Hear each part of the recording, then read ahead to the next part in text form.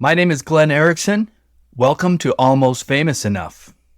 My guest is Dan Mangan, a singer-songwriter from Vancouver, British Columbia, Canada, 2 times a Juno Award winner, 2 times a father, 3 times Polaris Music Prize shortlister, and all-around nicest guy in Canadian music. Yes, still nice. Now, if you have any familiarity with Dan's early discography, I'm pretty sure you already got the pun. But being nice doesn't build a career by itself, does it? What about the hustle, the drive, the talent, the connection to the fans? We talk about all that and more. Thank you for spending some time with us. This is Dan Mangan.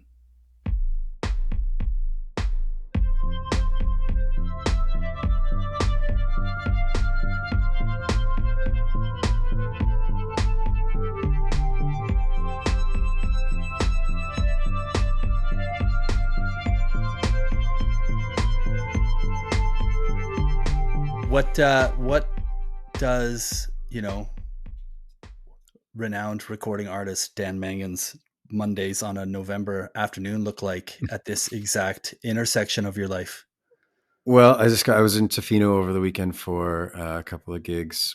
So just prior to logging on here, I was counting merch stock and I have in the corner of my basement, I have like a shelving unit with a bunch of, it's where I keep all the records and t-shirts and stuff. So yeah, I was preparing, getting that all counted. So I know what's going on in my merch world.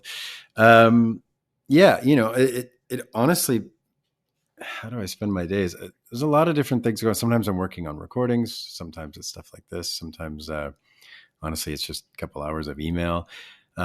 I try to clean out. I have like a text message thing. People can text me, and there's like thousands of unread messages in there. So I'm always going in there trying to clean out that inbox.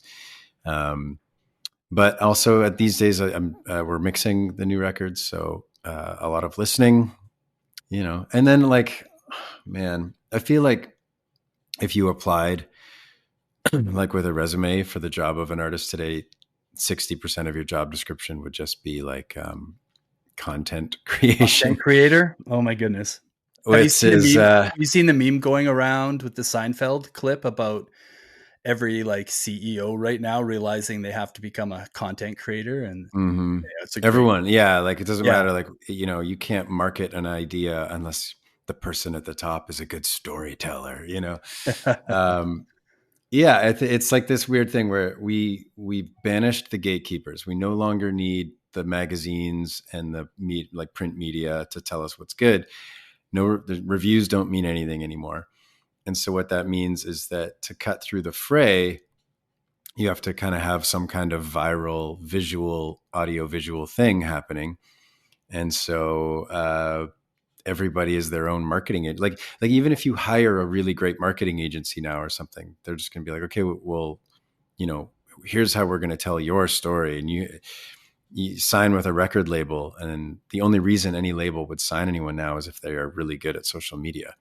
And so it's like you sign with them and they're like, okay, yeah, we're going to dump some money on your social media account and, turn it all into paid ads. But the creator, the person is still, they're the ones who have to come up with all this, inane daily ways of engaging their audience. And so nobody really has any ideas anymore. Well, and I think in this day and age, people might be more surprised to hear you say that you're still at this point in your career counting the merch, more so than being surprised that you are, 60% content creator in your role. We're so used to it. I'm wondering what your thoughts are, 5 years ago, maybe just before the pandemic.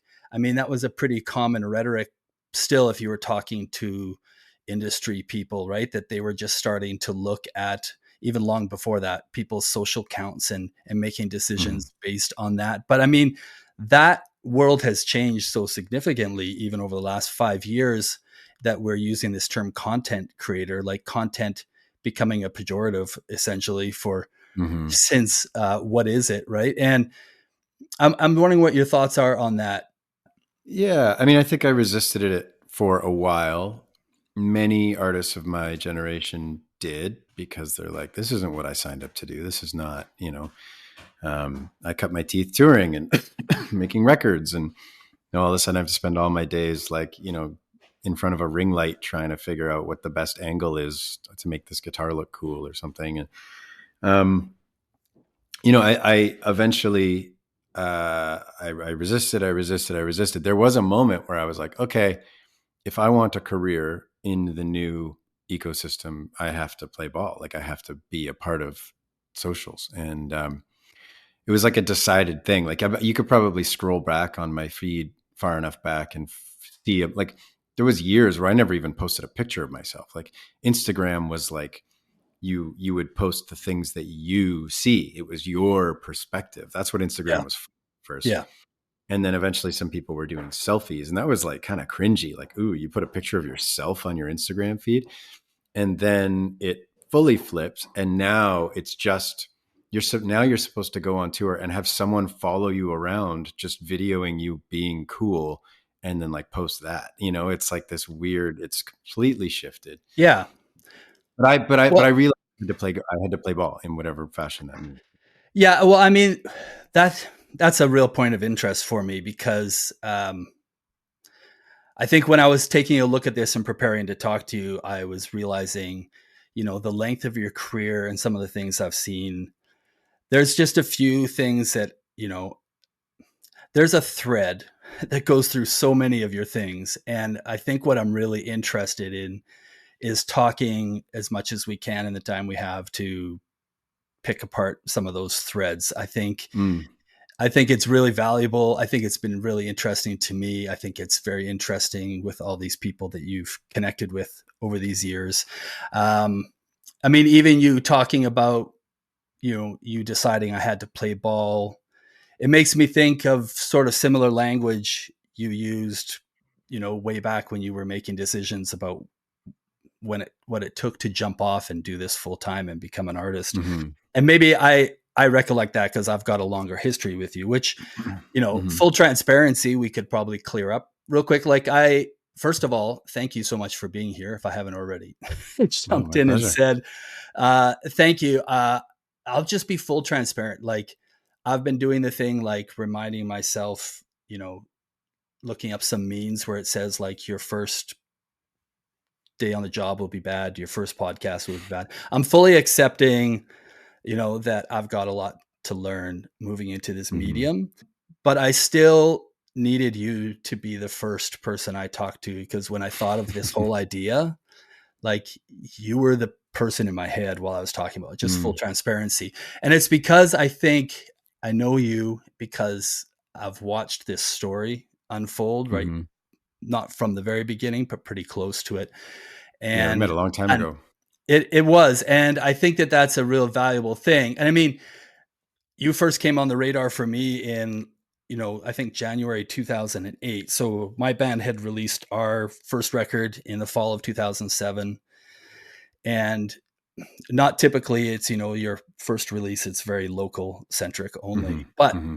I was doing all this work because I so desperately had to succeed on CBC Radio 3, who were the curators of indie, and that's Mm-hmm. all I wanted, right? I wanted to That be Grant doing Lawrence R330, man, that was it. 100% that community, the 650 people that would come on and chat Every while the show day. was live every day. Yeah. And so in January they put out the ones to watch list, and we were on that list, and you were also on that list. And I think you had just put out robots on the EP Mm. around that time, and obviously that caught fire on Radio 3 and had a lot of success. But it got my attention, and I know that soon after we crossed paths at some places. Probably most famously uh, was Breakout West in Brandon, Manitoba, and we were there, and we had two gigs on the same night, which was a big deal then because now they hand two gigs out to everybody, but they didn't back then. So Mm. we were feeling, pretty plumed. And but in between the gigs we were going, we made a point of stopping the van at your gig and got Mm. there near the end of the set. And I don't know if you probably don't remember, but I and my bandmate ran up on stage and started singing Robots with you, like the arrogant assholes that we were. So That's I great. sort of I'm glad. Yeah. Okay. Good. I've kind of inserted myself in your storyline along the way, it seems sometimes, but um, I think what I wanted to do today, because I see so many threads, and I'm going to try not to jump around too much, but I'm such a sidebar rabbit hole person. It's going to inevitably happen, so I apologize. But I did, if you can believe this, I actually charted out your album career so I could, because I'm a visual thinker, Mm, and then just threw the notes everywhere along. Um, so it left me going like, where do I actually start? So one of the main themes of your career that I think I want to dive into that's sort of related to this is where the strings go through things is, and I named it peaks and valleys. So, mm. which, apropos for your song title, but what I kind of did, and I didn't do this to be mean, but I literally started to draw a line underneath the chart of your timeline of what Hmm. my public, because I think I share the perception of the public for this, not a personal one on the inside, Yeah, is sure.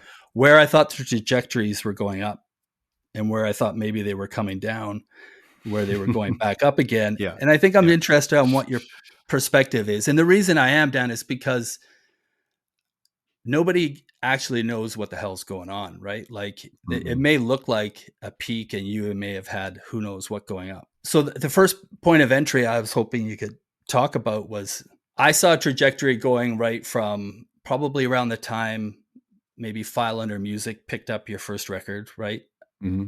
So Postcards and Daydreaming, um, 2007, and that kind of led into the momentum towards Nice, Nice, Very Nice.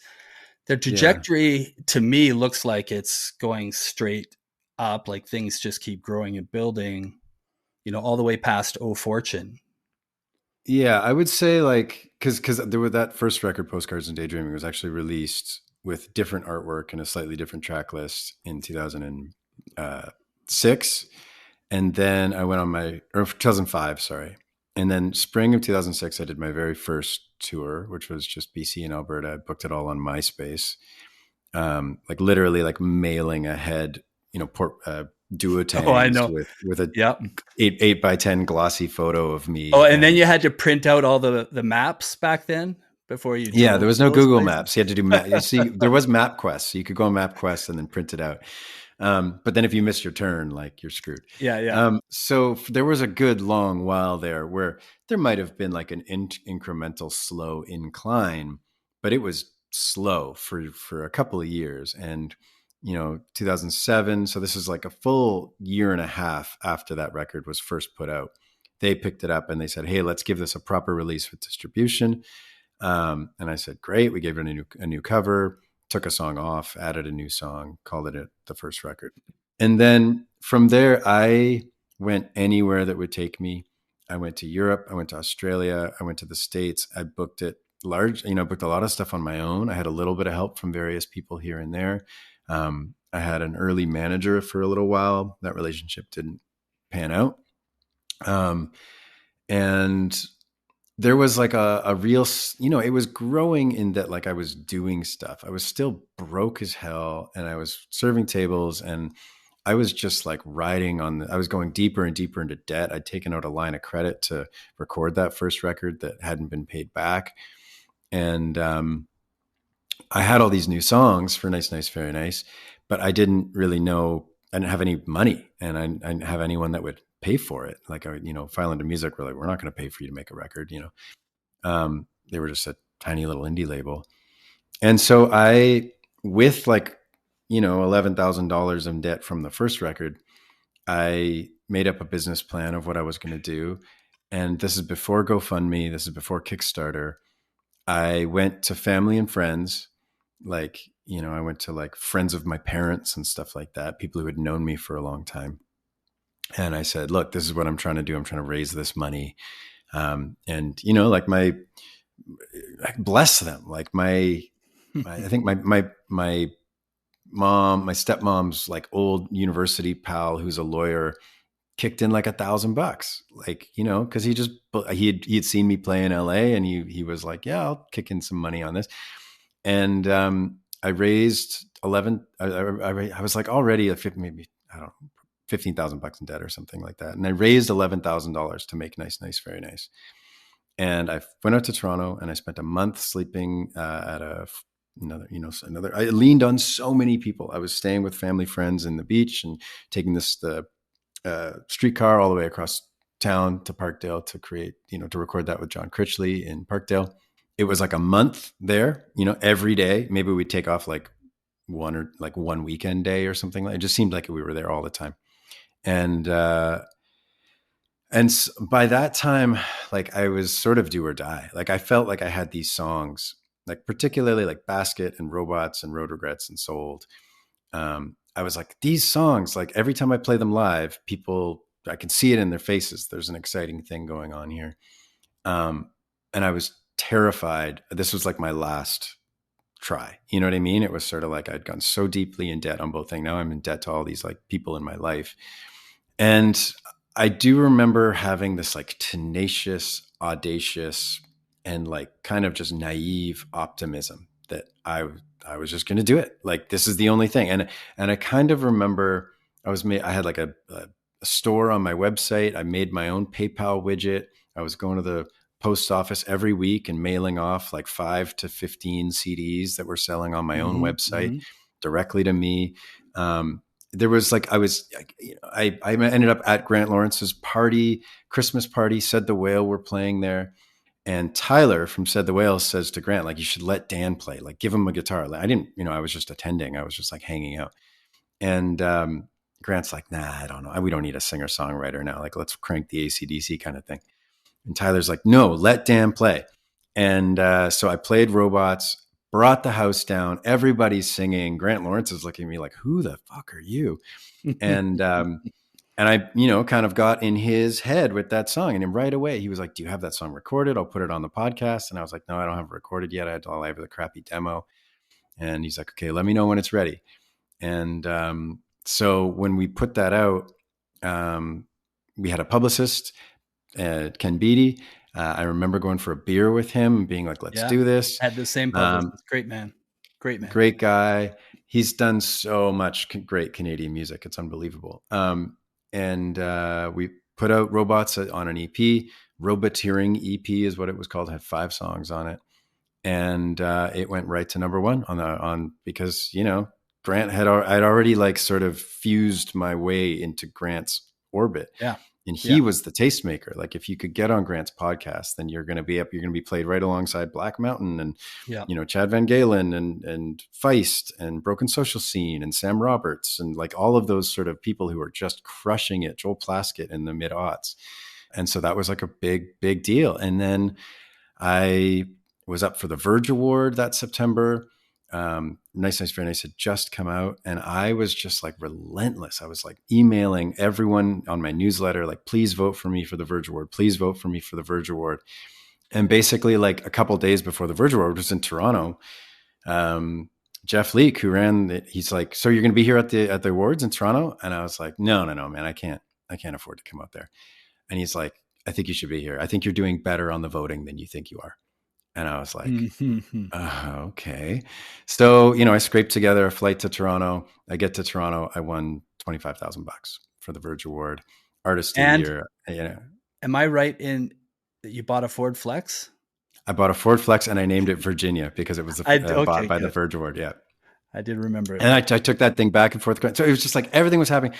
But honestly, like all of the lead up to that moment, there was so much pushing the boulder up the hill and feeling like you're getting nowhere. I got 1,000 no's. I emailed Nice, Nice, Very Nice to like the whole album to every agent in Canada, like literally every agent. Like I went on every agent website and I found the email address of every agent at every agency that I could find and think of. One person got back to me. So I worked with that one person. And he was like a junior agent. He had one other band that he worked with.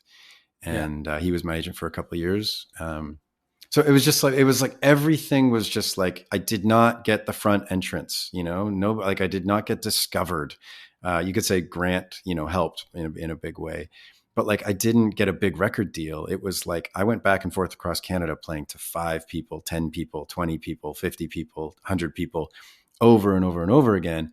And then eventually when that record hit and Robots was, crushing it, and then the Verge Award, and then I got signed to Arts and Crafts, and it was just like boom, boom, boom, boom, boom, boom, Yeah. boom.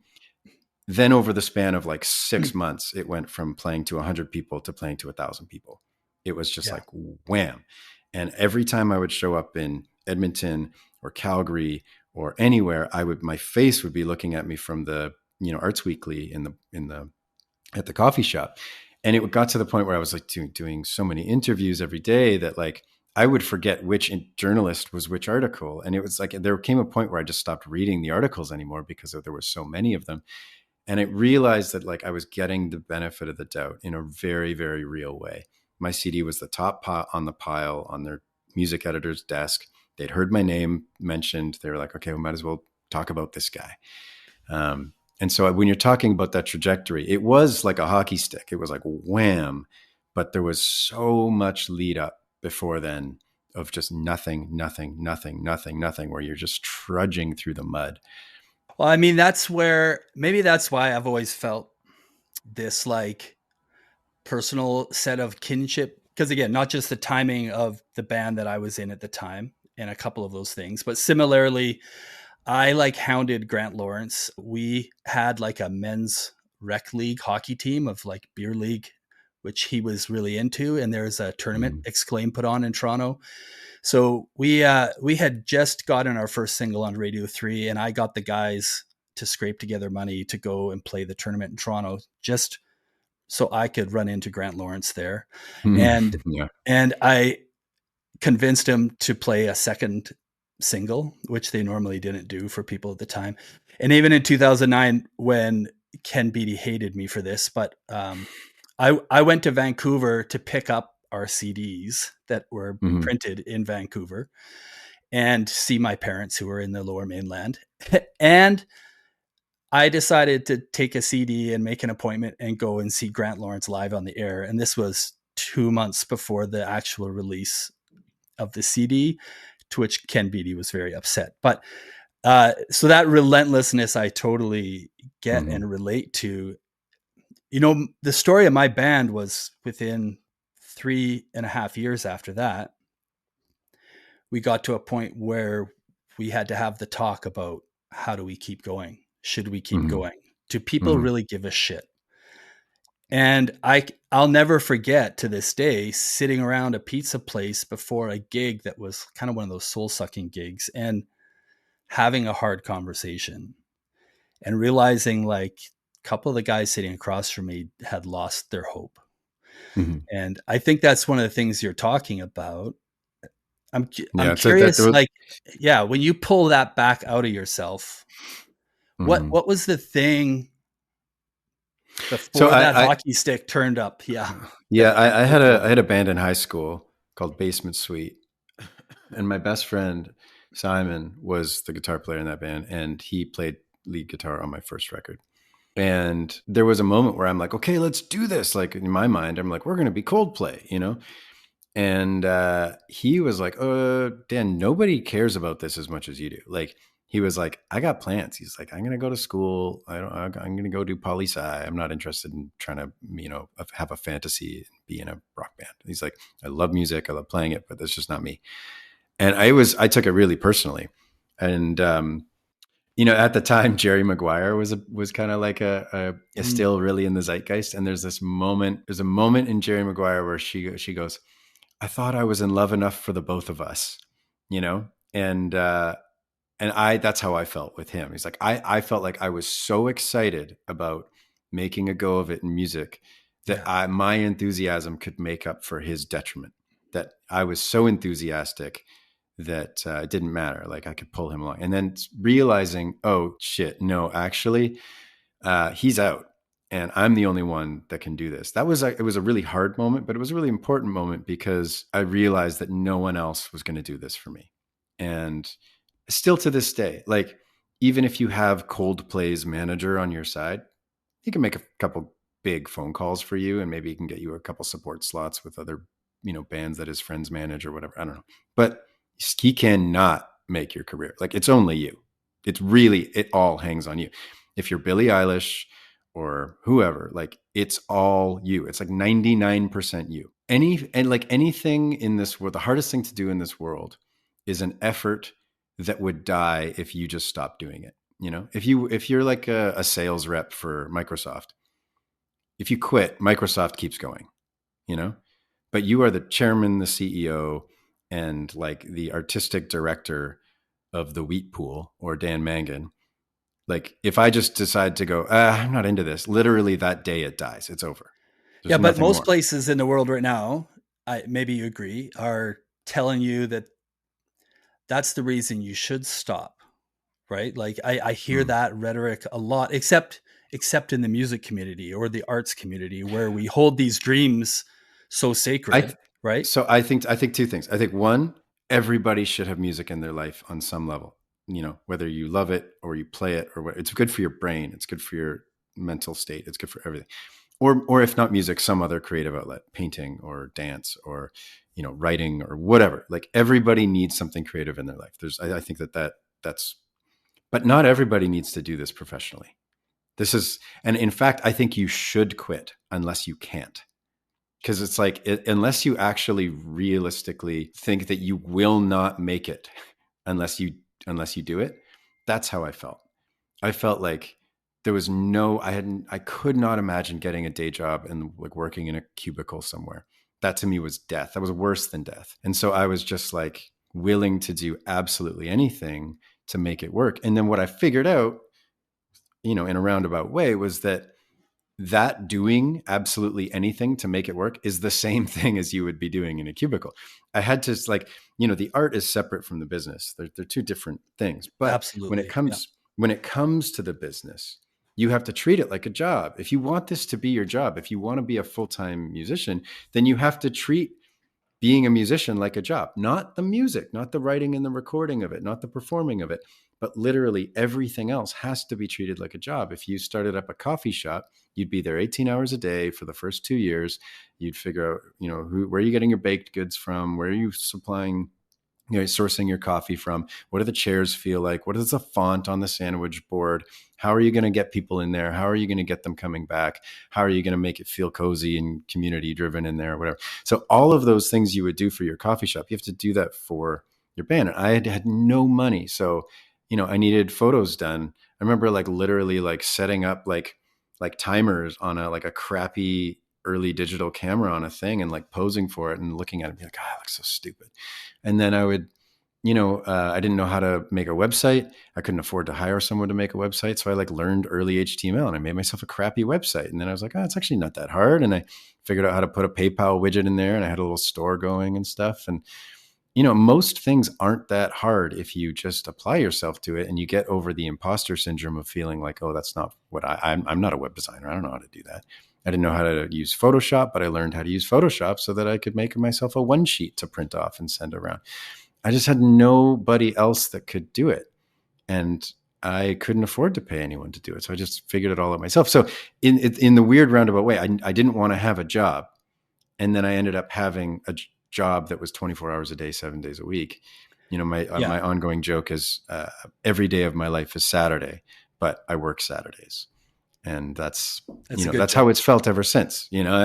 I still feel that way. And I know we have, you probably have a thing you want to get into with the timeline and the ups and downs and stuff. No, that's But good. to this day, I still feel like I have no fucking clue what I'm doing.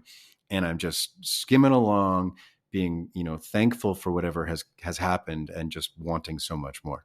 Yeah, no, that's good. Like fuck the timeline. I don't care about that. But I'm more interested in that part because I think this thread runs through everything. I think a lot of people would be very surprised that you still feel that way. You don't hear that Mm. rhetoric, you don't hear that conversation very often. I think it's exactly what I said at the start. As surprised as they would be that you might still be counting merch for Mm. yourself, for your little drive out shows at this point, they would perhaps be surprised at that. I guess one thing I'm curious about then is what are the shifts that have challenged you the most? Because I think in everything we do, right, we work hard because what you just described is I loved and I wanted what I wanted so bad, I was willing to do all the other work to make it happen, Mm-hmm. And I think some people wrestle with, you know, what if I don't?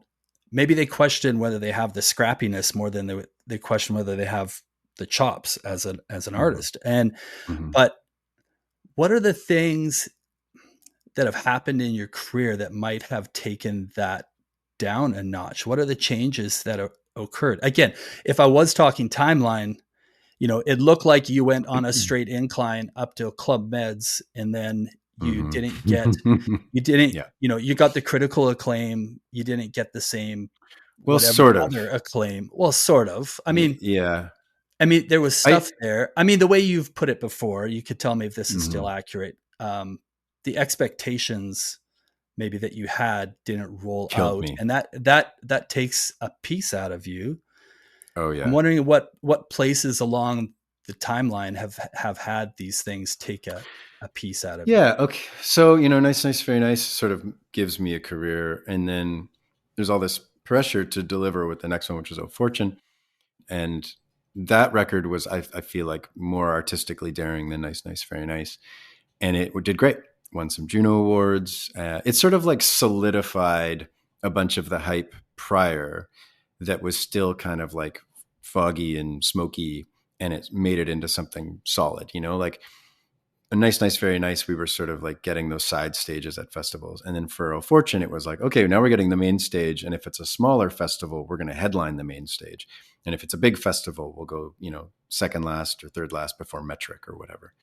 And so it sort of solidified us as like a live band, and it solidified me as a songwriter in a certain particular kind of way.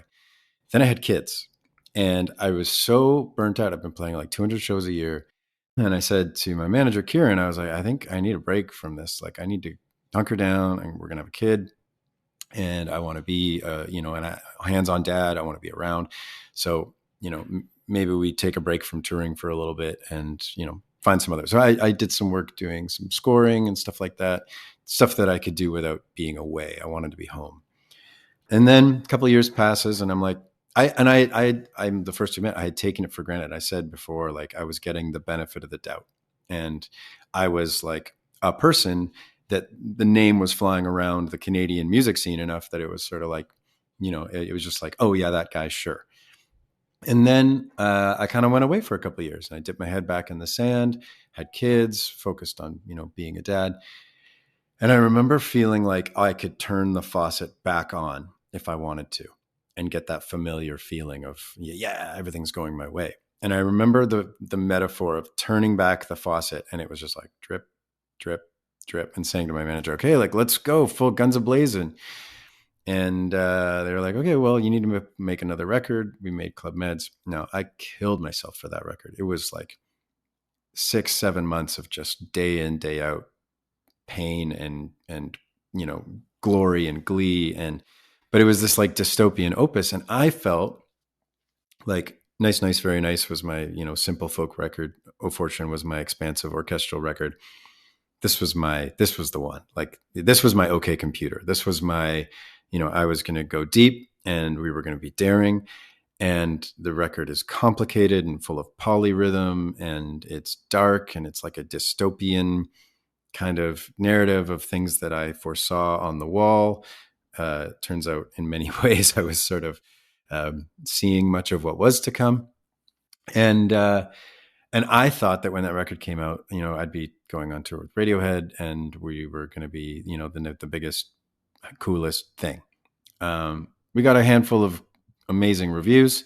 And we made a mistake of saying in an interview with Exclaim that we were not going to play Robots on the tour, because I was like, in my sort of arrogant state of mind, I was like, I'm over that. We're done with that song.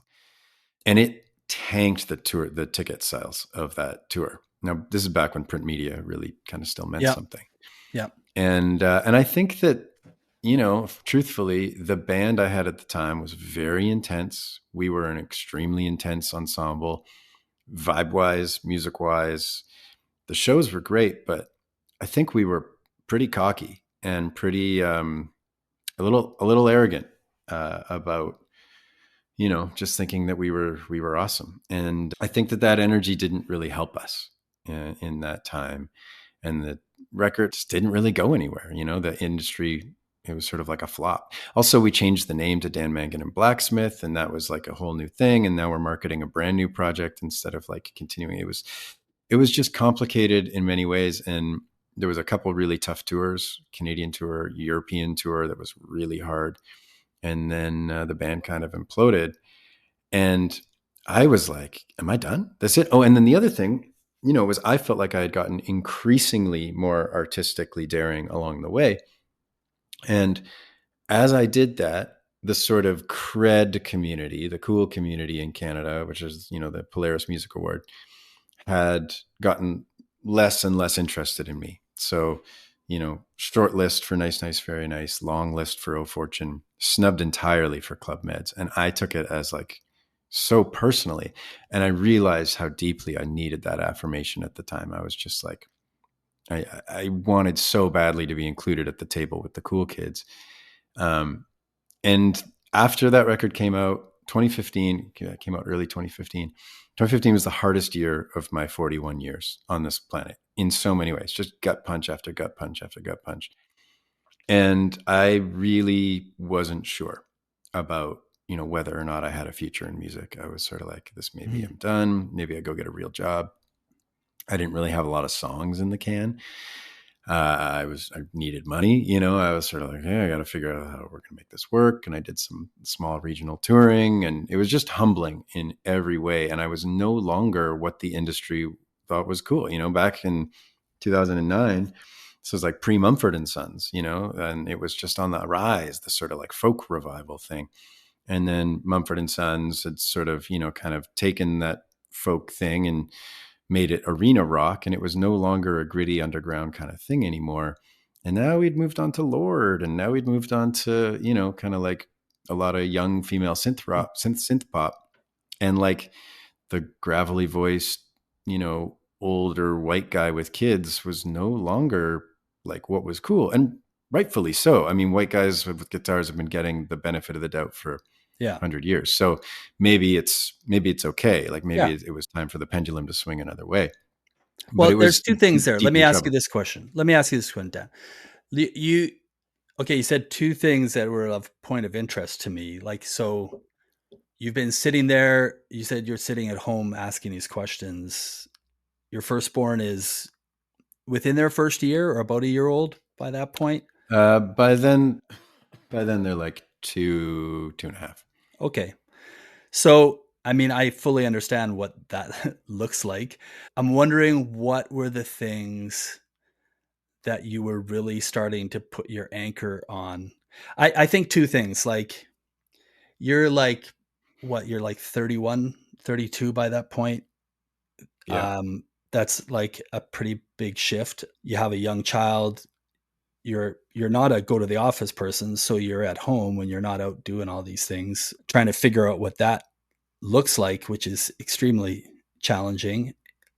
Asking some pretty deep questions about like, where are the things maybe I'm making an assumption, you can clarify, where am I going to hang my hat on the validation of the cool kids, or what did I get into this perhaps in the first place for?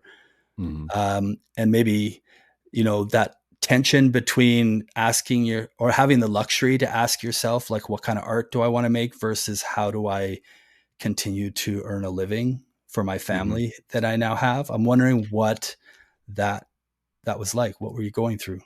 Yeah, and like every Rick Rubin type will be like, just make what pleases you as the artist. That's the thing. And don't worry about trying to reverse engineer something for the radio. The radio won't care. Just do what you do, and it will find the right people.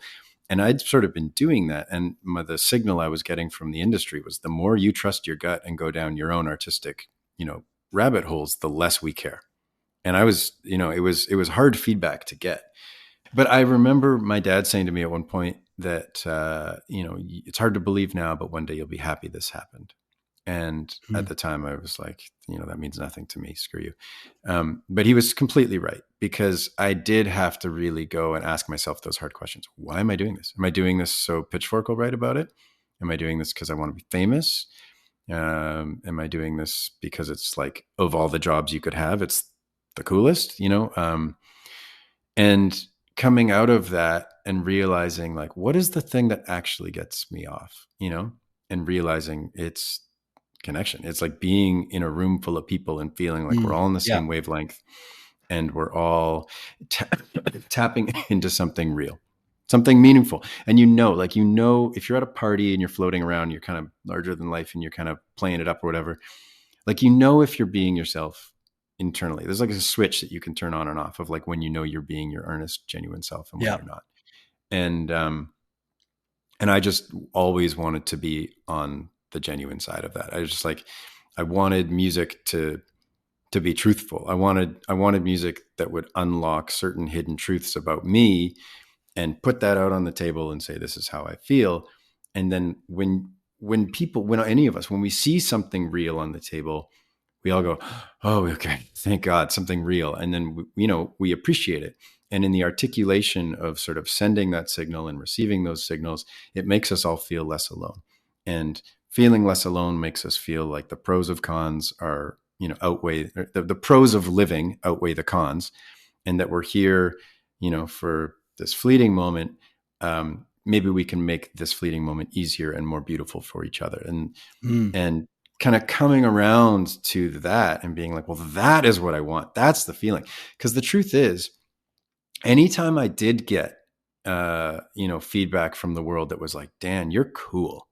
First of all, I didn't believe it. I was like, well, no, clearly, if you think that, you're not cool. And then the second thing is that if you do start believing it, then you're living up to that. Like, then you're trying to like continue to be cool or like change it. It's like you're acting like there's a camera on you. So you're like kind of pretending to be yourself or something like that. mm, And the worst thing that could happen is that if you feel like you're not being genuine to yourself, if you're sort of playing a character or you're sort of faking it, and let's say you're on stage and let's say it's working. Let's say there's an arena full of people that paid to come see you and you're on stage and you feel like 20% of a fraud, like you're kind of pretending, and the feedback you're getting from the people in front of you is like, yay, and they're screaming and they're so excited, you're going to look at them and you're going to be like, you guys are idiots because you believe me. And I know that I'm not being real right now. That's the worst case scenario, is that you're not genuine, you're not honest, and it works, because then you're getting the feedback from the world that like, oh yeah, mm, keep doing this thing that makes you feel like shit. And so, I think that just leaning into gratitude, leaning into, how special it can be to be in the moment in a dimly lit room with other human beings. And it doesn't mm. really matter if it's 20 of them or 20,000, like I've had gigs to 35,000 people that were less fulfilling than gigs to 200 people, Yeah. in a spiritual kind of way.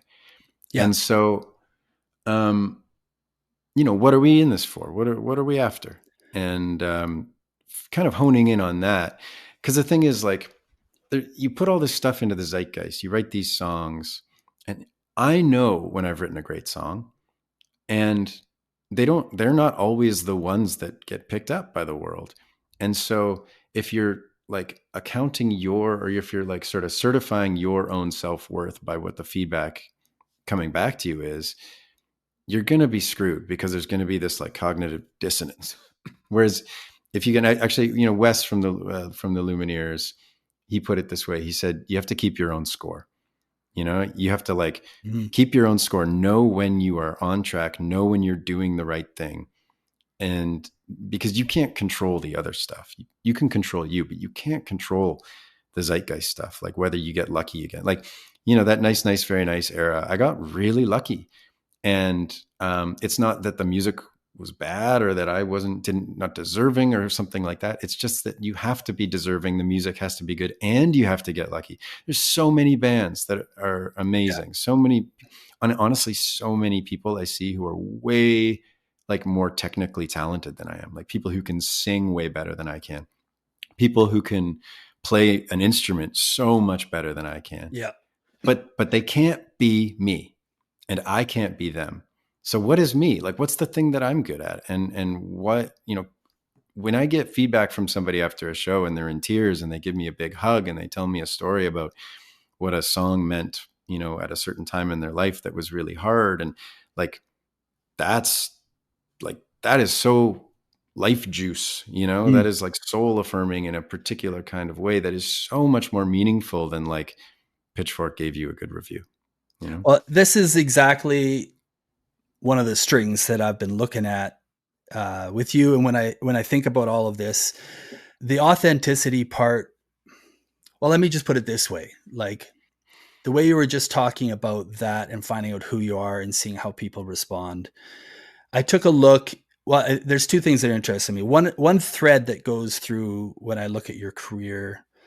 There was this one part that I called niche, which I think a lot of artists think they have to create some version of a niche, right, to get noticed, to stand out, whatever it is. So a thing that you were known for, and you've already identified it, was robots. And you were known for a long time past that album's cycle for it being the anchor to your live show, for the antics. I've been in a half dozen Dan Mangan shows in the early days where you stood on tables and you stepped on people's glasses and but you had everybody dialed in exactly where you were. And I think Mm-hmm. as an artist, what you're saying, like, there is nothing more sacred or more 100% than feeling like everybody in this room is exactly where I am. It's the same Mm-hmm. feeling when you leave the movie with a whole room of strangers and you're like, we're all Mm-hmm. feeling the exact same thing. It's the same thing. You had a post like 3 or 4 days ago, sort of comparing your upbringing in church, the reasons you left it, but then the things that you said you loved that somehow, again, tie a string to now. You still seek and you still have found a place where you've realized that there's some truth in some of these experiences with people in communities, getting rid of the bullshit to be able to make it happen. I Mm-hmm. guess the string that I also see is like you chose to stop playing robots for a while. And Mm-hmm. then you had a moment where I think I read the article where you had talked about the Tragically Hip final shows kind of gave you this illumination of they didn't play my songs. And then you as an artist were like, I should probably be playing robots. Mm-hmm. But but beyond that, the thread I see is you brought the so much for everyone as this new anchor to your show, Mm-hmm. which became a sing along, which really is a callback to what really started your niche. And I feel like so much for everyone is so much more powerful, so much more Mm-hmm. engaging for people. I still get shivers sometimes if I see the reels of it. Mm-hmm. I'm wondering, what was that part of you deciding to bring that back in the way that you brought it back into your Yeah. set and connecting with people? I think when I was really just starting out, like in East Van, playing open mics and stuff, there was a big like slam poetry scene, and there was a bunch of bands around town, and like kind of like blurring music and Is that where Shane poetry. Kozin came out of? Yeah, yeah, for Yeah, sure. Yeah, Shane Koizan and the Fugitives, and that's where I met my yeah. friend Mark Berube, and um, antics was a big thing. Like they would do these crazy things at their shows. It would turn it into a bit of a circus, a carnival, where they would be like kind of commanding the room in a really powerful way. And I remember kind of watching that and being like, wow, it's interesting. Like they're really blurring the lines of the stage and the pedestal and sort of like, you know, causing a ruckus. And so robots had this big sing along thing, and there's almost nothing more embarrassing than trying to get people to sing along to something and it doesn't go very well, you know, and they kind of get like wisps of it, but it's not really working. And so I learned that if I was going to get people on board, I had to be 1,000% committed to making it happen. And sometimes that meant stepping on tables. Sometimes that meant walking along the bar, getting them singing, crowd surfing, you know, reaching down, grabbing a pint glass and pouring myself a beer in front of the bartenders who were like, "Oh, what are you doing?" You know, Yeah. and like slamming a beer and then crowd surfing back to the stage or whatever. Like I was willing to be so larger than life. And in those formative years, it was very authentic. I was like, let's go, let's do it, let's live. And then what happened is that that became such an expected part of the show that it had sort of outlived its initial excitement or a surprise, and people started to expect it. And if I was feeling kind of low that day or whatever, it was hard to muster that kind of energy. And then you start to feel like a monkey on an organ grinder or something. You know, you're sort of just like, Mm. oh, I'm just going to go through the motions. And that disconnect, earlier I was talking about that cognitive dissonance, that disconnect from between the authentic self and the sort of like, you know, what you're putting out there, that really hurt me. And I was like, I don't want to do that anymore. And so I pulled out and I stopped playing that song. And then I realized, you know, somebody paid whatever between 20 and $50 to come to this show, plus babysitter, maybe plus dinner, plus parking, you know, and they have been looking forward to this show for months. Maybe they only know 2 songs, and I'm not going to play one of those 2 songs that they know. Mm. They're probably not going to come to another show after that. And realizing that, like, and I remember going to see like Ryan Adams, and he didn't play any of the songs I wanted him to play. I went and saw Bon Iver years ago, you know, in his more recent incarnations. And he played Skinny Love, and people freaked out. And I was thinking, like, yeah, like he would get slaughtered if he didn't play Skinny Love, you know?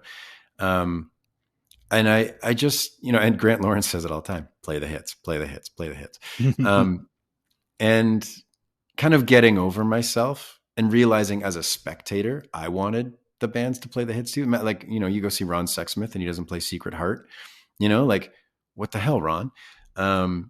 So I kind of got over myself a little bit and found a way to bring it back that still felt authentic. And that Mm. was important.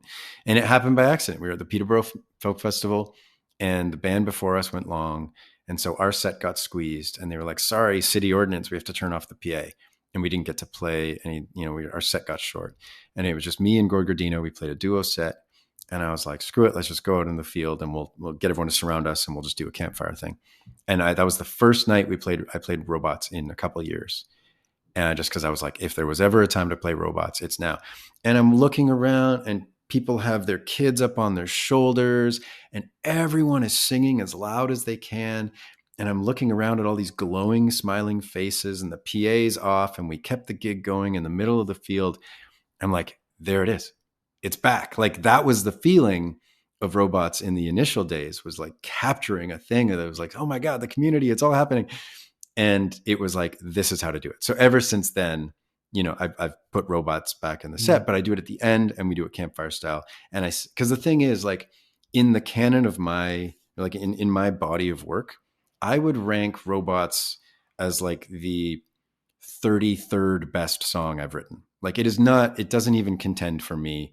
I think I've written so many songs better than that song. But it still means a lot to a lot of people. And I need to acknowledge that and I need to embrace that. And so playing it in the round, in the crowd, getting everyone to sing the whole song, it sort of gives it back. It says like, this almost doesn't belong to me anymore. It belongs to you guys. It belongs to all of us. And that's a way to do it. That it feels good. Did it I did it, you know, 2 nights ago, and it was awesome. Yeah. You wonder if we like somehow, well, you seem to run into celebrities all the time. So maybe you, not me, but maybe you would run into Neil Diamond and be like, do you like, is Sweet Caroline number 33 for you? Or is it like, right. I wonder. Yeah. Is it number 1 or would you sing it karaoke? Would you, but, yeah. I think I mean, that's a good question. That is a good question. I don't know. What do you think at this stage? What is it that people connect with you like around? There's 2 things I notice about your songs over the history. I feel like I can almost divide it in half. It feels like you have a sharp wit and social commentary.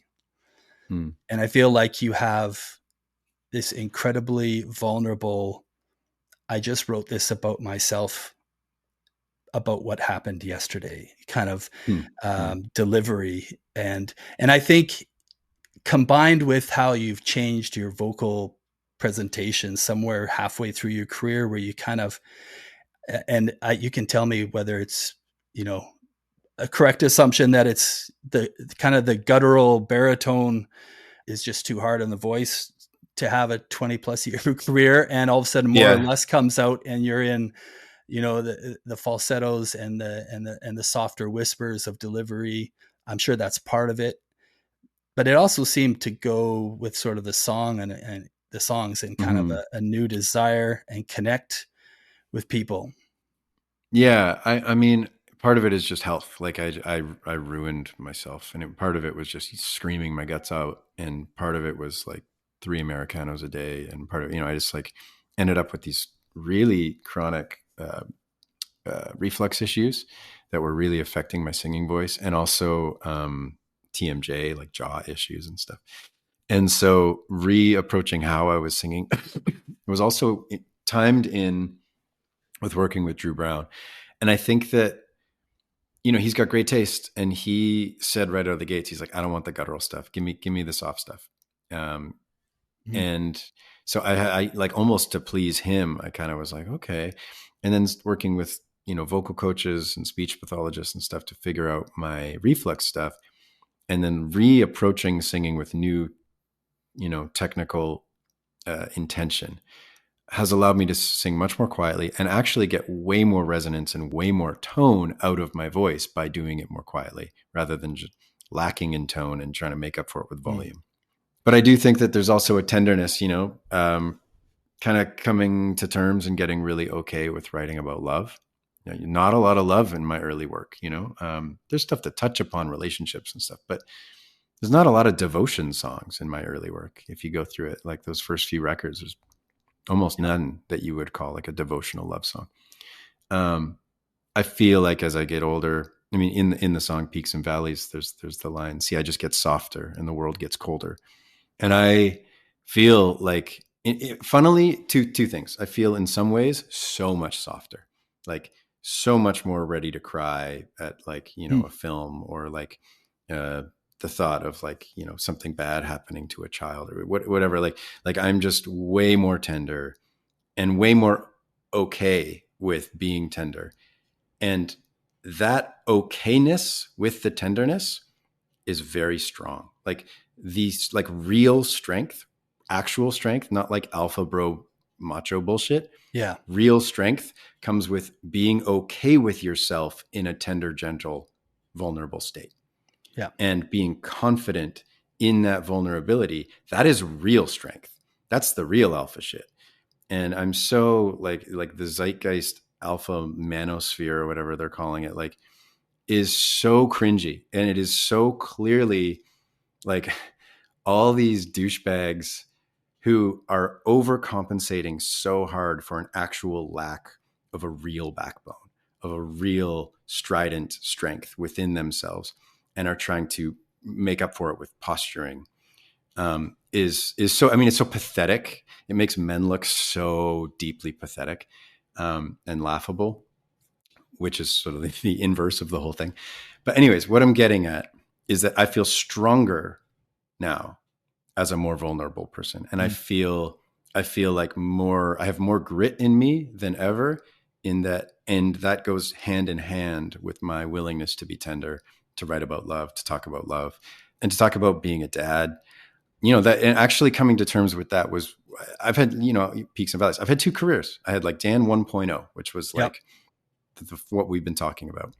2.0 was post club meds, kind of rounding the track and feeling like, okay, what am I now? Who, I'm no longer this 20 something troubadour in the corner of the bar, pummeling people into submission.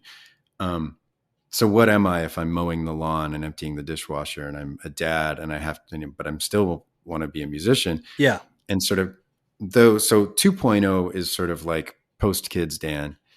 And, I'm a part of that had to do with like figuring out how to make it work, like as a business, and trying to like create as direct a relationship as I can with the people who might care about my music. So through email or through like text message subscribers, stuff, like I am deeply in touch with my fan base. I don't even relate that word, like supporter base. I don't know, whatever. Yeah. Listeners, I am very much accessible. You want to reach out to me, you want to get to me, like it's not hard to do. And I do my best to get back to people. And so part of it is like sort of like shoring up that support and trying to make something stable and long term out of it. And the other thing is like artistically digging in to that tenderness and digging into what is real. And the cool thing is, every one of my records has probably had a handful of songs that were really real, saying something real, saying something that I can get behind and say that's a meaningful thing that is saying a truth about existing. And then there's like some other songs that were pretty good, but like, not as real. The cool thing is that after, I just made my 7th record. It's not out yet, but we're mixing it. I have enough songs that I can do a full 2-hour set and feel like I mean every word. And that's taken 20 years of work to harvest. Like that's a long game kind of thing. And I get jealous all the time of young upstart bands exploding online. They know how to do the virality thing. They know how to be cool in front of a camera. They know how to get people excited. They're exploding. And I'm like, oh my God, I'm so jealous of these young people and they know how to use the internet. And I have to come back around and say, well, let's see how they're doing on their 6th record. Let's see how they're doing on their 7th record. And longevity is something that I'm very proud of the fact that I'm making my best music now. Like this newest record, 7th record, is so exciting to me. It blows everything I've ever done out of the water, in my opinion. It's not even comparable. I feel like that we have touched something with this record that I've always been trying to do. And the fact that that's happening at 41 is really exciting to me. Now, then I feel terrified for what about after this? Because I don't think I'll ever match this record again. That's honestly how I feel right now. Is I'm up at night thinking I've just done it. I did the thing I've always wanted to do. This is the record. I made Rumors. What do we do next? I'm fucked. Like, how am I ever going to live up to this? Yeah, I just heard someone talk about I literally just 2 days ago, I think on podcast, someone referenced, I knew somebody who was with Adele the night she won like all the Grammys, and she was crying afterwards to her manager, like, how am I going to ever do this again? Yeah. And as an artist, it's a frightening place to be. I really appreciate the part about vulnerability. I know that for me, when More or Less came out, all this stuff aside of being like, who's Dan Mangan going to be now? At that stage of your career or whatever, as a fan, as a dad who had gone through the time of like, all of a sudden I could cry at a drop of a hat.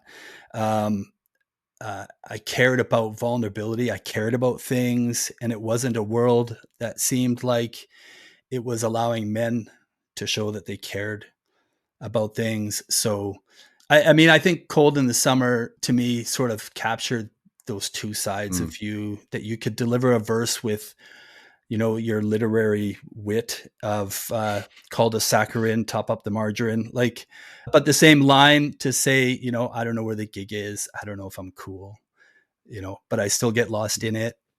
Still got more to lose. Like, that's the delivery of that is so intensely vulnerable. That was the crux of that whole record. That was I don't know where the gig is. I don't know if it's cool, but I still get lost in it, and I got more to lose. That you could have like hung that entire record on those 4 lines in that song, because that truly was the thesis statement of like, I don't know what the fuck's going on. I no longer know who I am or what's cool, but I know that it still means something to me. And now that I have these kids, I have more to lose. Yeah. So here's the last thread, because what that looks like to me is saying, well, I asked you the question, what do you think people connect with you around for so long?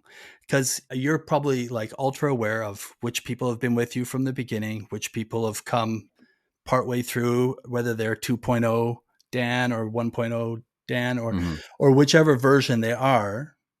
But it feels to me like they connect around that sense of hope. And this is what is interesting to me, and I wonder what your thoughts are, because, the art versus life, you deciding to put yourself on display as a real person. Even to sidebar that statement, you allowing yourself to put yourself out there as a real person, not Mhm. just a performer, or these different versions that we see in this industry. I mean, if I had a half an hour, I would just want to go through your videos with you and talk about an Mhm. evolution, Mhm. you know, because it's easy for me to jump at like uh, call me up high and allowing yourself to dance in your car like a crazy man. I mean, Yeah.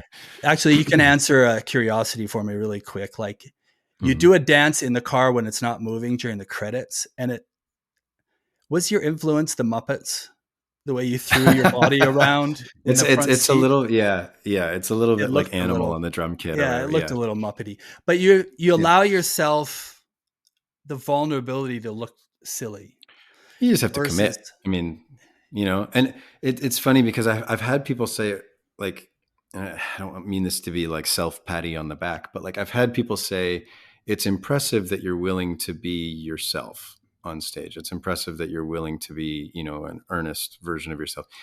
And to me, like, it's not daring. It is a crutch. Like, to me, it's like a superpower. It's like playing with the mm, cheat codes on or something like that. It's like, if I'm ever unsure of what to do, oh, just be yourself. Like I want to yeah, be the same person on stage that I am off stage. And in doing so, in removing any mystique, right? It takes it, because the thing is, like, as soon as you sort of try and come on stage like a storm and sweep everyone up in the, crazy larger than life smoke and mirrors and, yeah, and like yeah, wall of mystique or something sound, like that, yeah, then you're trying the entire time to live up to that. I would way rather come out and be like, hey, like, let's have the lowest expectations possible. Let's be a bunch of humans in a room. And I'm going to trust myself enough that I'm a good songwriter and I'm a decent performer, and that when I'm in my own skin and when I'm feeling confident like myself, that is going to be the most magnetic version of mm, myself that will hopefully carry us through the next couple of hours. And it's weird because it's like hard, it's a long game thing. Like, in the span of your life, that is the hardest thing to do because it takes the most amount of work. However, if you've done that work, it's the easiest thing to do yeah, because it can become your default setting. yeah, And so, like, it's, for me, it's not like, oh God, I have to be myself. It's like, oh, what a relief. Just be yeah, myself. Like, and as long as you trust yeah, yourself, that yourself is an interesting person. And that is the hardest thing. That's where the work comes in, is that yeah, every one of us needs to trust that you are interesting. You are a magnetic person, that you are special in a, I don't mean it's more special than other people, just that you are special when you are in your skin. And then you will be the thing that gets you mm. the furthest. Yeah, But you have to do the hard work of getting there. my wife has always told me vulnerability is my superpower, and I think choosing to believe her at some Mm-hmm. point along this way rather than the other narratives I can create for myself has been very important. I think I'll tell you this part. Because I sat up last night thinking about this a little bit, about this string of you being yourself, sort of the way that you've risen above the peaks and the valleys to Mm. have this version that I think still holds up to the same Dan that I met in 2008 or 9. And it sort of is being illustrated by, to me, what is interesting in how free you are in social commentary online currently Mm. and political speak, Mm. Mm-hmm. and but you still do so with humility and grace, um, which is why I think I was thinking that this sense of hope, which is the last line of that quote we pulled from Cold in Summertime, you know, Mm-hmm. that you still get lost in it. I have more to lose. That's a sense of hope. Like, Mm-hmm. that's a glass half full statement. So interestingly, what I did, Dan, was I messaged two friends of mine from different parts of Canada that are big fans of yours. Mm. And I said, if you can ask Dan one question, what would it be? You want to know what their answers were? Uh, Shout out Rachel. No, I think you do. Shout out to Rachel, who said, "What is giving you hope as you look forward to mm, 2025?" And then, interestingly, shout out to Ariel. What do you do to stay hopeful when everything around us is burning? wow. And they both went to the same place. They That's don't so know interesting. each other. Yeah. That's so wild. Um, well, yesterday I was on the ferry and I was coming back from Tofino, and somebody had sent me a link to Laura Marling's new record. And I've met Laura a few times over the years, South by Southwest and stuff, but I don't really know her well. We had a lot of mutual friends. I had never listened to her music, and I always kind of planned to. It wasn't like a defiant thing. I just like never did. And so I listened to one song from her new record. And I was like, damn, this is really good. And then I went back and I just like, well, okay, I'm just going to listen to this record. And I put on that record and I was listening to it, and the ferry's cruising and there's this unbelievable sunset. And these two kids, these two stranger kids, I don't know who they were. There was like this little thing, this like thing that they could stand on, basically. It's like a little, I don't know, like an electrical box or something at the front of the ferry. We're inside. And they, for like 20 minutes, climbed up on the thing and then would slide down off of it, giggling, and just one after another, copying each other in this state of glee. And of course, at one point, the dad kind of comes over and he's worried that they're making too much noise and that everyone's going to be annoyed. But I've been like listening to this incredible new album that's sort of like taking me on a journey and watching these kids just like giggle like crazy. And there's a sunset in the background. It was like a perfect, oh my God, like a life is all happening and this is so beautiful. And I felt bad for the dad because I want to be like, hey, no, like, don't stop this. Like, don't interrupt what's going on. Cause that's what I would do as a dad. I would be like, guys, you're being too loud and you're bugging all these people or something like that. So, I mean, like, you want to say something cliche, like the thing that gives me hope is the children. But like, the thing that gives me hope is that if you look for it, there are little bits of real life happening all the time. And, you know, I saw a reel recently of like Willie Nelson talking about worry.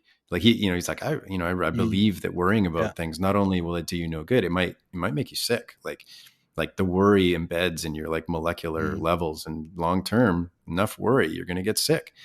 And, I do believe that. I believe that our emotions are tied to our physical health.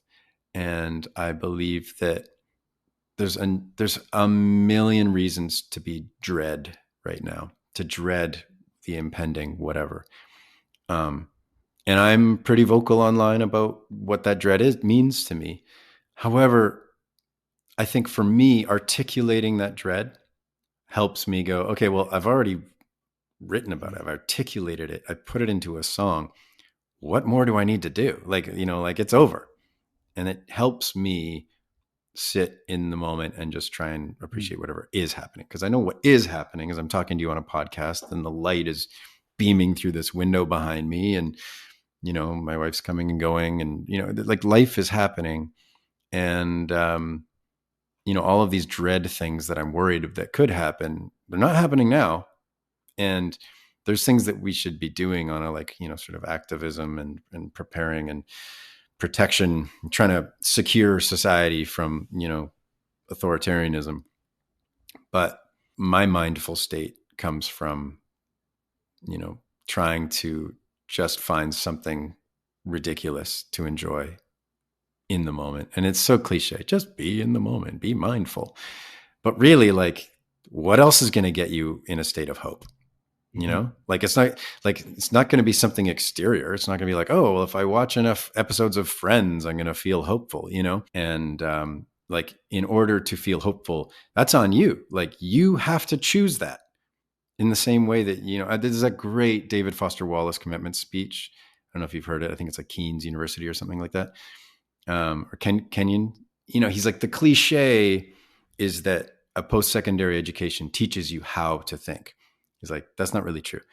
But hopefully what a post-secondary education could teach you is what to think about. And in your daily life, you get to choose what you think about. And he goes through this whole analogy of like how banal your life will be working at a job you sort of don't like, and getting in a car and dealing with traffic and going to the grocery store, and the lineup at the grocery store is annoying and everything's annoying and it's all happening to you. He's like, or you could think about the person behind the cash register whose back hurts, who's been there all day, who was up all night with their dying father, and he's like, it's probable that that's not the case, but you can decide to look at the world with that lens. Yeah.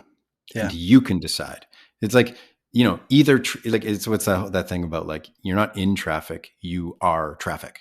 Yeah. And life is not happening to you.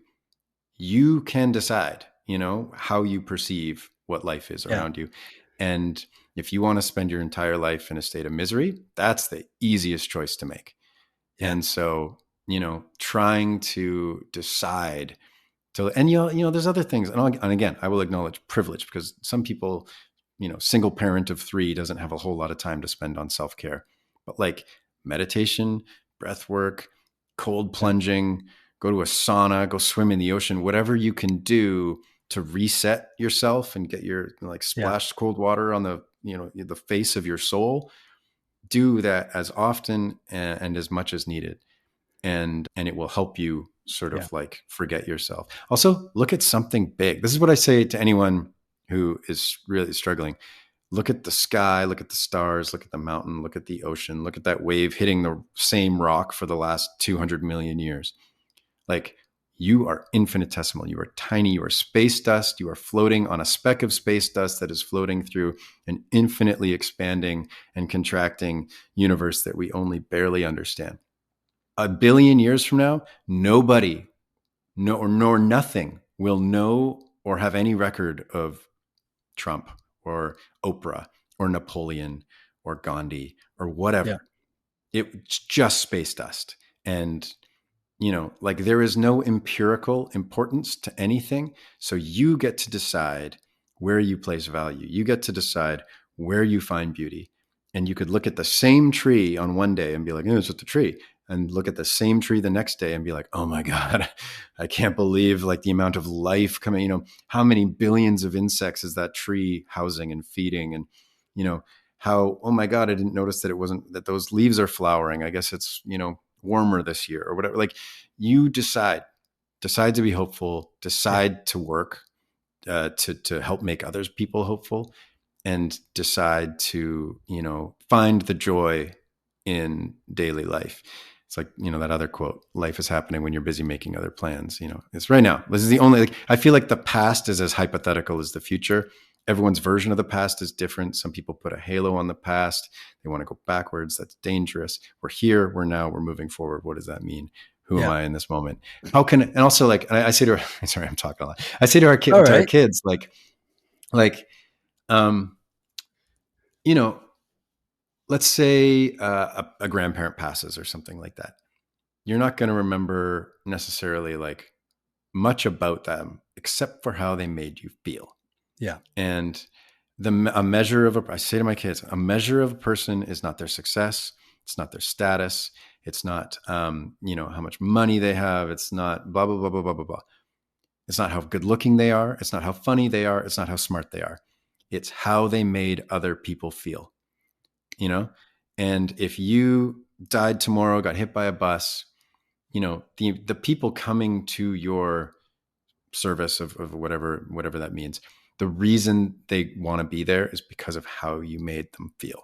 Yeah. And if you make people feel good about themselves, if you make people like themselves in your presence, then your mark on this world is going to be a really good one.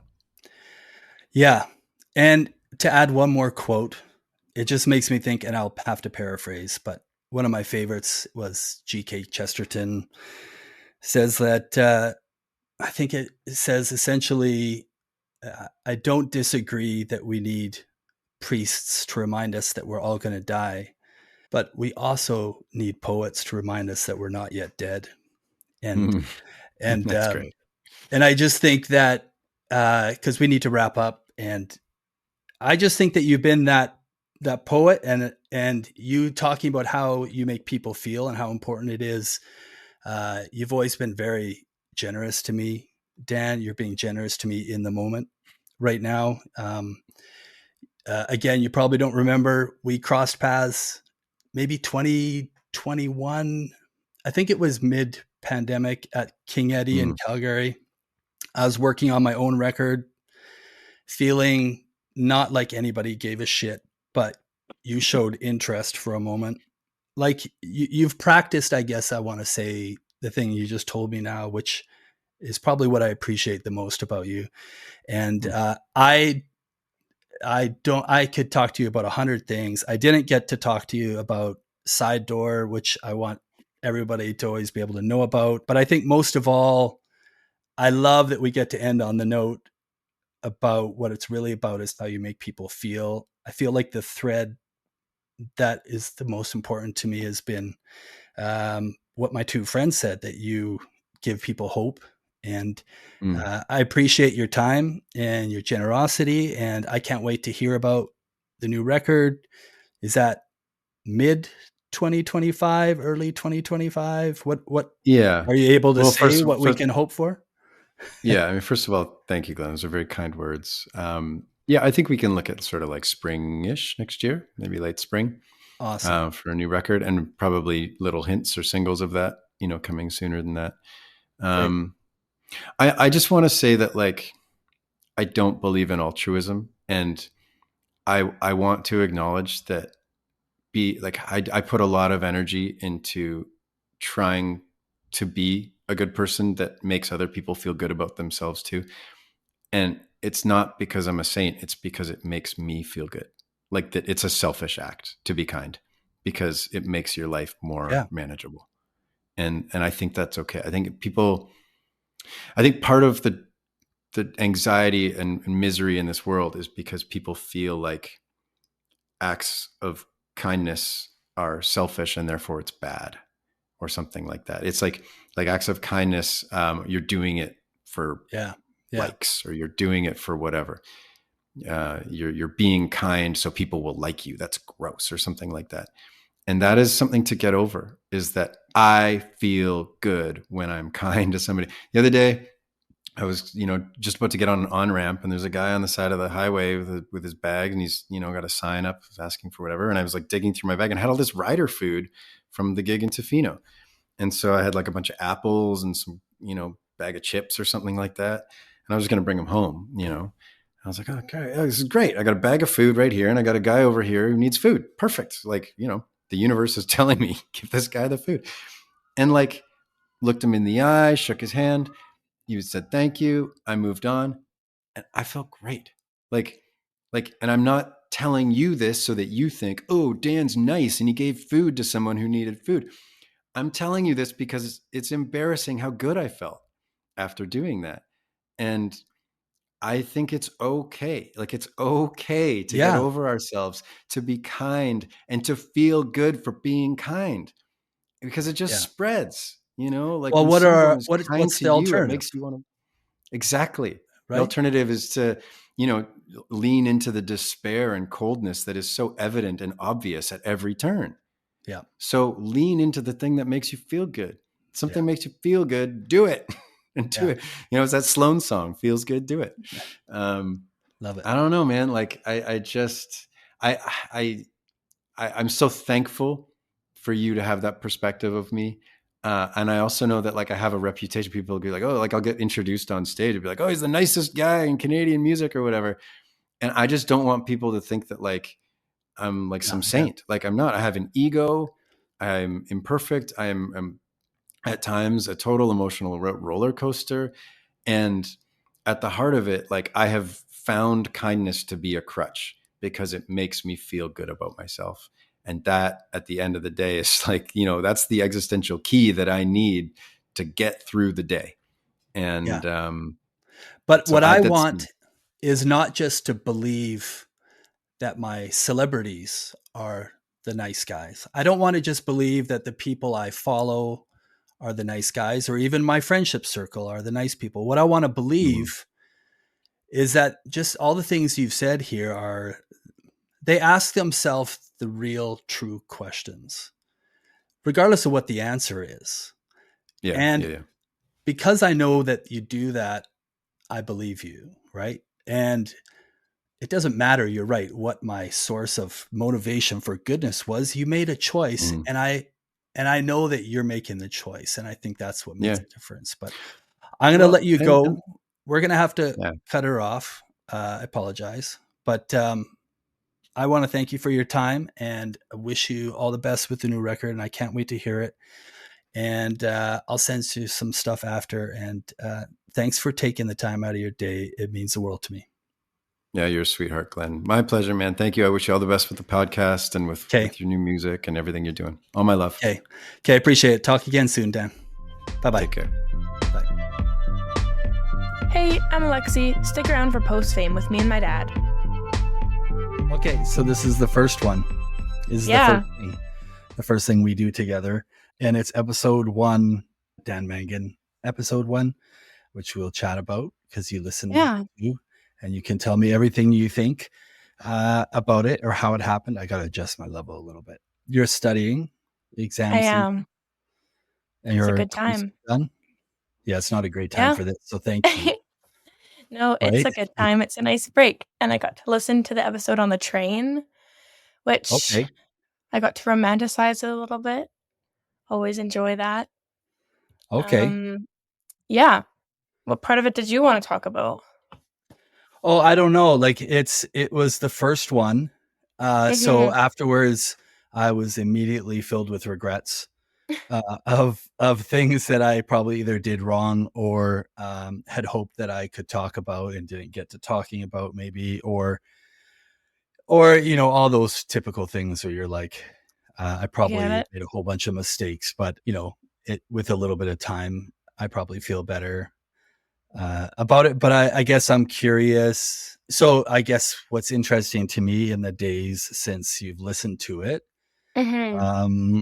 I've come home and I've found you listening to some of Dan's music now. So even before we talk about the conversation with Dan, I'm wondering what your thoughts or feelings were about Dan Mangan's music when you went back and listened, and if that's tied to any memories you have of his music previous from my influence or whatever. I think your influence, I mean, I hear it, I listen, and I'm like, oh, I've heard this, but I don't it was never kind of upfront in my rotation. And it was interesting going to him because obviously when I find an artist, not through self-discovery, you listen to the top tracks, those top 5 that Spotify always shows. I mean, he brings up robots. You bring up robots a lot in the podcast because it was just such a avalanche for his work to start flooding in. But I love the song, and I'm like, I understand. It's one of those ones you listen and you're like, I get this. And when he was sharing that memory of he started playing again. It was at Folk Fest. He sees a dad with his kids on the shoulders and couples dancing and singing along, and kind of just that raw feeling you get from that. I was yeah, this is a Folk Fest song. This is a song I would love. And then studying right now, I hit shuffle on him.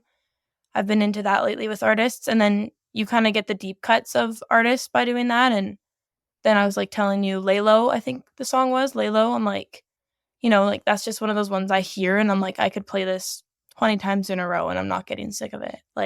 Yeah. So good. So good. And then you mentioned it's one of his favorites. And I love kind of hearing that with artists when it's oh, here's a song I've made. It's not my top 5. It's not my top 20, but it's a favorite for me for personal reasons. And then you just kind of get that deep connect. I love that. So, I mean, I don't remember if I've said it to you, but part of the reason I wanted to do these podcasts in this way is because when you hear somebody talk about their own music or their own experiences one way or another, or interact with somebody like myself as the host or the one asking questions, or then you get things that just don't normally come out, like they're not part of somebody's bio or press or any of that kind of stuff. So I think it's interesting that way that you can point out something that he said and something you connected with, because that's what I was really hoping that for. Even part of the product of all of this would be. I think, I liked that a lot. hearing him talk about some of those things or knowing what his favorites were. Were there any other little pieces in the conversation that for you, not being super familiar with him, I mean, pre-podcast, I looked him up to make sure it was the same person I was thinking of. And you see like a follow count, you see, monthly listeners on Spotify. And it's like, first impression, you're like, oh, he's doing pretty well. Like for an artist, like he's up there. And you kind of like filter it in your brain that way.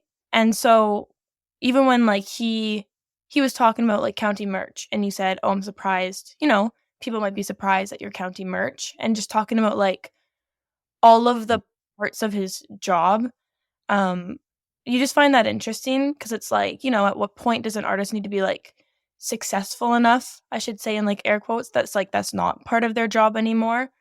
And you kind of forget that like just because you see an artist as successful or even like you start idolizing them doesn't mean like they're not doing that kind of grunt work and the brute work that is like behind the scenes. And then of course, like I go and I follow him on Instagram, and then just seeing his posts now and kind of scrolling through his feed, knowing that you see things a little bit differently, and you're like, oh, like, this post is just like him in, some basement of some building in BC singing, but it's like, oh, he had to, bring his tripod, bring his ring light, do all that work for that video and like hope for that engagement. And it's just like a very interesting lens to put on to like view artists. Interesting. Yeah, that is a part I think a lot of people wouldn't maybe always expect or wouldn't see. And I mean, he's kind of at a place he identified that he, has settled into that role, right? Versus maybe earlier aspirations when the trajectory kept and keeps going up and up for an artist, that maybe they expect at some point that's going to change. And then there's a point where you just accept what's part of the job, I guess, really is what he was saying. Yeah. And one of his, like, I remember one thing he said, one of his lines was like, he's like, oh, I loved what I loved and I wanted it so bad. Like, what you're willing to do for it, there's not like some cap on it. And he kind of said that in a conversation separately from when he was talking about that kind of behind the scenes work. But I think it really like shows that a lot. Did he come across as the nice guy that everybody says he is up front?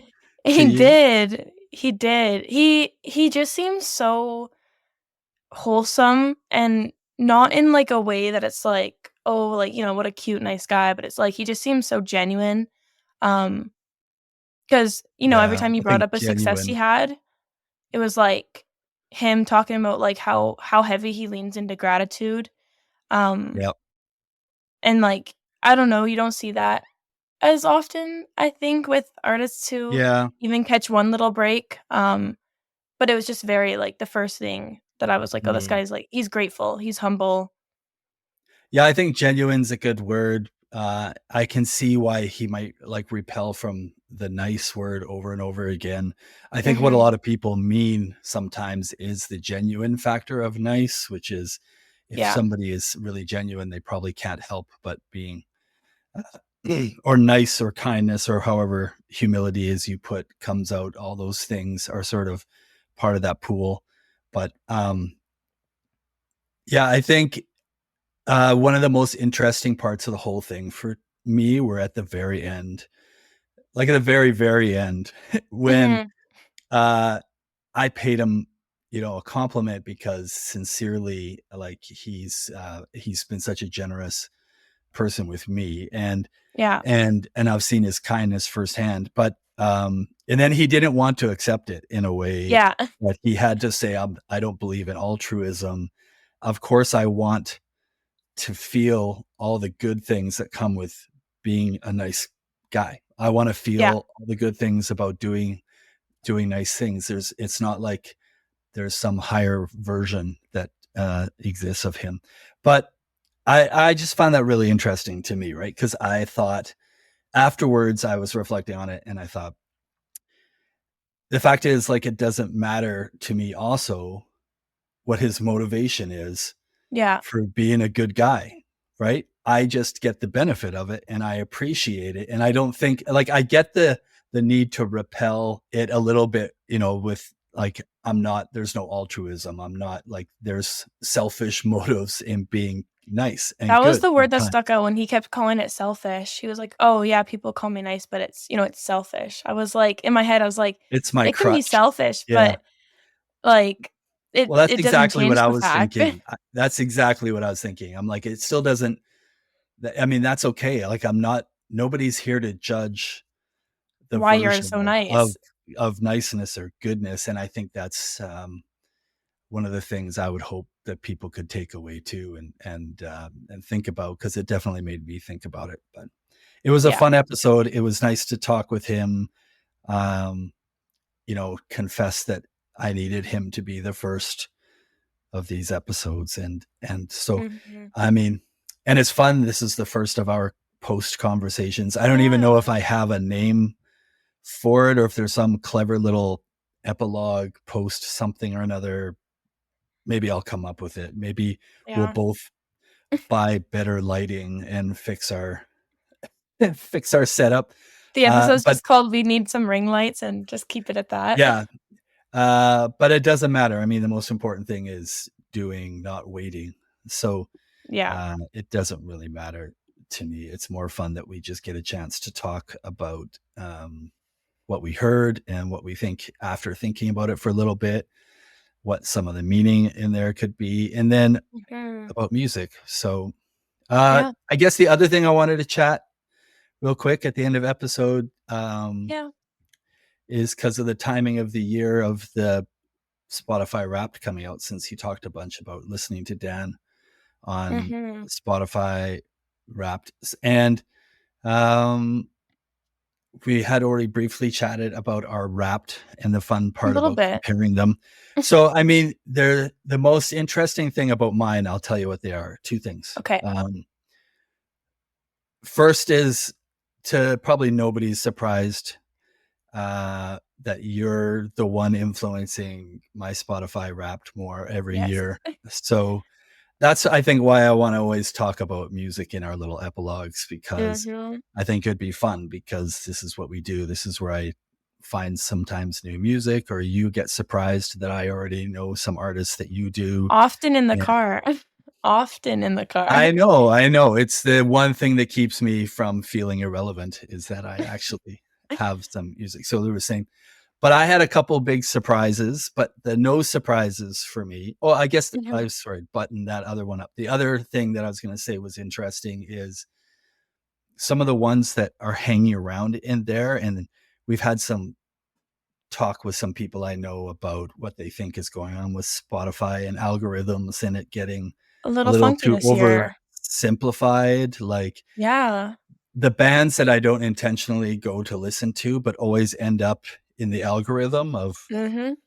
Spotify, inserts them every time if I just let it play. And as a result, some of them are like in my top 15 songs, and they're Oh literally yeah. songs I never go and start anything with. I never go and look them up. They just Always end up playing. end up there. But Yeah. anyhow, so the biggest example of that for me is New Slang by the Shins, which is a classic. I think it's one of the best indie rock Oh songs. It yeah. came from the Garden State soundtrack. It got really Yep. famous, and um, way back then, which people should know, since this is a music centric podcast, that I've done my due diligence in making sure you got to watch important movies that were Mhm. intimately tied to soundtracks as part of your education. Garden State Yes. being one of them. So, but somehow that's like number 8 song on my list, and I never go looking, or maybe I That's don't surprising.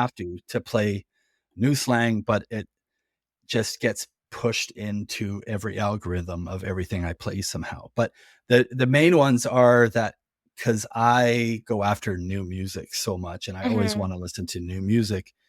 My top 5 has only one song from 2024 that's new, and that's the Will I was Dorado. gonna say mine is like Yeah. almost none new in the Well, top. 5 and 6. So, like, I'm big on the new Will Dorado record, and the song Yes. Talker is my favorite. And that is like the number 5 song on my list. And then I'm starting to love Royal Otis more and more and Mm. more.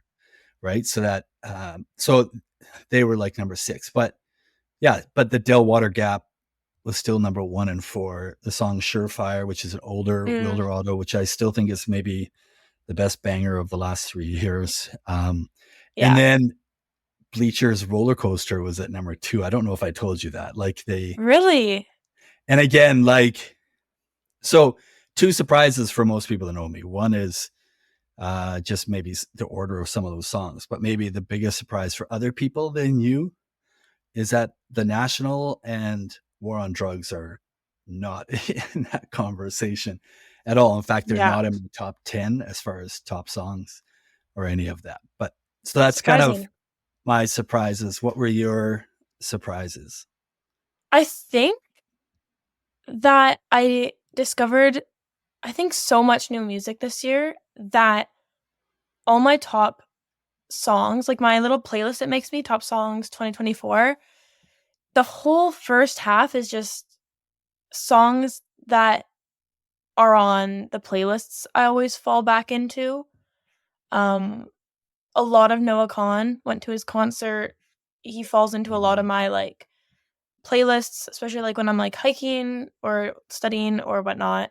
Um, I think the biggest surprise was that my top song has been the same 3 years in a row now. And I thought this year I laid off. Drowsy by Bane's World, certified banger to me, but it it ended up there and I was shocked by that. Um Do you think yeah, that's and the then algorithm I saying think it's the every time I algorithm. play something else, as soon as it's done, I'm starting you with Drowsy, like every time type thing? Yeah. And I was also surprised that the whole top half is just songs that I fall back into and then you scroll and it goes all over the map, which makes sense. I listened to a lot of new music this summer, so it checks And out. but what of the new music gets that high into your list? Like, what's the highest sort of new music Um, has kind of gotten its way up to? Because it Joe takes a P, while. his new album, Oh, that that makes was sense. You listen my to Joe P a lot. I do, and I think his album this year was like my top Mhm. 2024. Joe P That's interesting. keeps popping in there, and then it's like a lot of songs that I keep listening to. The Sacred, like the Sacred Souls, they're easier said than done. Got into that one, and then I'm pretty sure online it blew up. Um, and then it kept falling back into. Mm. I'd play a song, it would keep going, and then it'd always end up, and I'd be like, this isn't the vibe that's going on right now. Um, but it worked. A lot of Bon Iver still in there. Um, So Princeton Rooney. you had a lot of emotions this year, is what you're I saying. apparently was all over the map is what I'm gathering, yes. Which is interesting. Now, And a lot of if the there songs I was, sleep to. well, I was gonna say, if there was if someone had invented some special code or app, I guess it would be inside of that could connect that mood app that you like to run or you and your friends do with your Yes. Spotify Wrapped, and then see and try to Yes. map out these connections and maybe graph it, or I don't Well, know, Apple something. now tracks my activities I log every day with my emotions and like at what times. And so it'll tell me like when I do a certain activity, it makes me feel a type of way. Oh, Um, if Spotify linked into that, I would have a field day with that. I think I'd log yeah. so much sad when I was listening to like Bon Iver and Suki Waterhouse and Montel Fish and those artists, and I would love to see that. Well, it's funny. We were commenting on Noah Kahan's, when the artist gives you a special message Mhm. in the Spotify Wrapped, which I got Noah Kahan, and he's got one song in my top 30, which is of course the version with Post Yeah, Malone, who's also one of my top ones. So, which was funny because he was like, you must have, some real problems. I can't remember how he put real it. He was trauma. very sad, real trauma. Yeah. And if you don't, you need to go listen to someone else. So a little tongue in cheek message, but about being in our feels, I guess. But Apparently. Yeah. So I guess the one way, to wrap things up, I actually, I don't know if I talked to you much about, Dan actually came through town and played these shows here not long after our interview, and he had invited Bro. me to that show, right? That he played in that special theater. And he played like for over 2 hours. So when he So talked long. about it in that podcast about it feels good that now he can play a 2 hour set and every song can mean something, like all the words can have importance to him. I kind of really got to see that, although he gave people a lot of chance to request, and I'm sure there's a way of mapping out whether the requests meet the songs that you really want to play, or Yeah. even remember. If somebody tries to go deep cut on him, then maybe that he still has some control over that. But Yeah. I mean, yeah, he was able to play, some of the ones that he still delivers the ones that make people like really feel something the same way. So it's what he said though. Hey, it's like he was saying that, gigs to a room of 30 people sometimes feel a lot more special to him than the ones to 30,000 people. And it really like depends on like kind of that intimacy of the crowd. So I'm sure him doing that is a real good way of building that yeah, with the well, crowd. as an artist, he wants to connect with people and feel some, I don't want to use the term validation, but he definitely needs an affirmation that he connected in some way. And I know after some experience, that's not always the way you feel from the stage in the moment. It might happen talking to people afterwards. Right. And so you probably learn to be a little more relaxed and open-minded about where that comes from. But he's definitely in a place where people are so ready and willing and excited to engage with his songs. Whether he maybe even would want them to or not to some level, because we were in a room where people were echoing call and return moments in his songs for him, and he just you could tell he knows it's coming. It's happened enough times. Yeah. But definitely lots of good feels and emotions in there that sort of put a nice bow on the conversation, and then it's special. Prepping and planning for this. So okay, that's all. Yeah. Episode 1. That's all.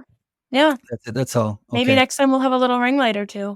Maybe, but maybe next time you'll be done exams and not feel any stress or pressure, but you seem completely relaxed. So thank you for taking a few minutes. Until Always the next for one. You. Okay, I'll see you. Okay, bye. I love you. Bye. I love you too. Bye-bye.